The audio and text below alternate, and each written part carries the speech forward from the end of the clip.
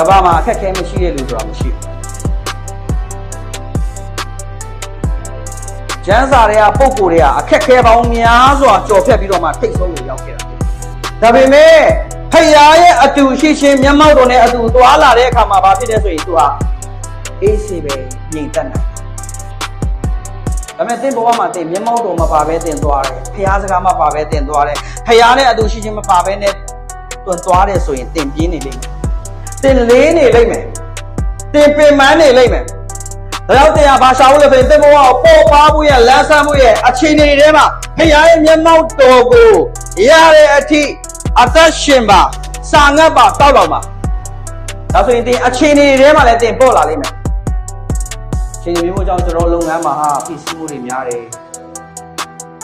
ချိန်နေမျိုးကြောင့်မိသားစုထဲမှာပြည်စည်းမှုတွေများတယ်အချိန်တွေအမျိုးမျိုးကြောင့်ငါကအလုံးမရသေးတဲ့အတွက်ပြည်စည်းမှုတွေများတယ်အဲ့ဒါဖြစ်နေတယ်ဒါပေမဲ့အဲ့ဒီအထေးကိုတန်ရှင်တော်ဝိညာဉ်တော်ရောက်လာရင်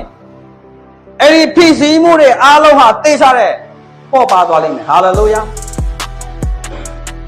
ဒါဆိုရင်ကျွန်တော်တို့အသက်တာထဲမှာဘာကြောင့်လေးလံနေတာလဲဆိုရင်အဲ့ဒီပေါ်ပါစေတဲ့ဖယားရဲ့မျက်မှောက်တော်လိုနေလို့ဖြစ်တယ်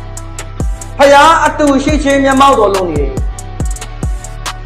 သိချတဲ့ဖယားကျွန်တော်သိရှိတယ်ဖယားသိရှိတယ်ဟုတ်ရှာဒရက်မေရှာပေတော်ကဟာ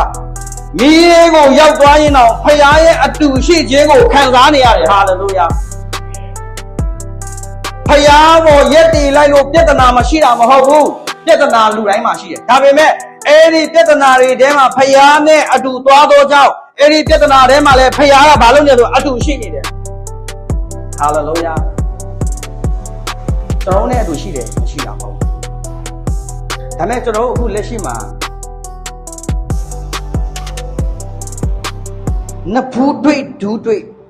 ဝိညာဉ်တော်ဖယားနဲ့အမြဲတမ်းသွားလာတဲ့အသက်တာရှိဖို့ရန်ကြားကအလိုရှိတယ်နဖူးတွေ့ဒူးတွေ့